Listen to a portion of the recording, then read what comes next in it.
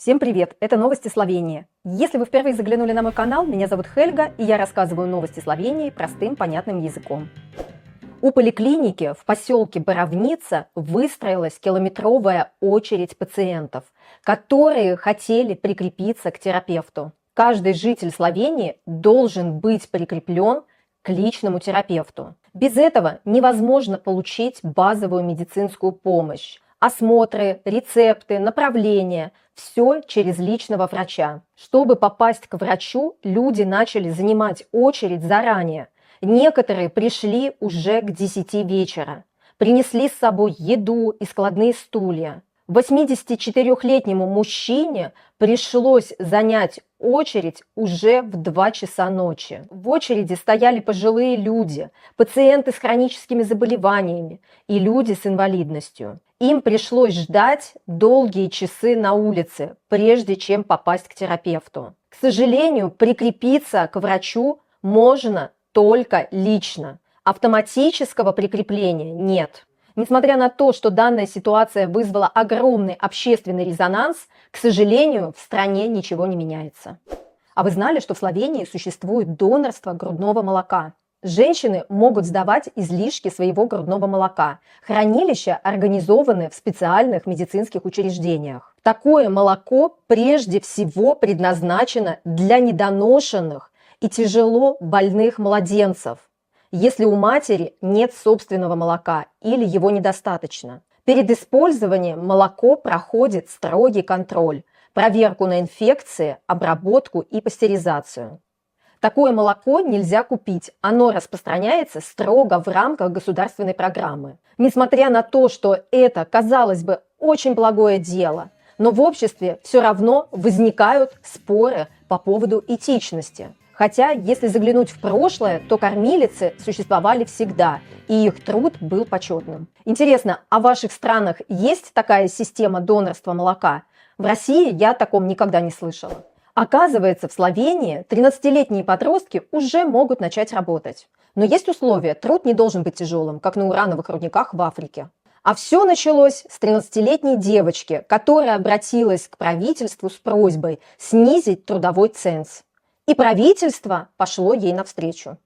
В Словении за последний месяц произошло 2 смертельных случая, связанных с электросамокатами. В одном случае мужчина погиб, упав с самоката на склоне, потеряв управление. Во втором случае произошел наезд автомобиля на самокатчика, который несся по велосипедной дорожке. Власти усиливают контроль скорости на дорогах и в городах. Для этого полиция использует специальные измерительные устройства, портативные приборы, которые позволяют проверять реальную скорость электросамокатов и выявлять те, что превышают лимит. Также обсуждаются меры ужесточения. Обязательный шлем, регистрация самоката, страховка и более жесткий контроль. Знакомо ли вам чувство, когда до вылета остается час, а вы стоите в конце километровой очереди, и очередь не движется? С 10 апреля заработала новая автоматизированная система контроля при прохождении шенгенской зоны – Entry-Exit System. Раньше вам ставили штамп в паспорт вручную.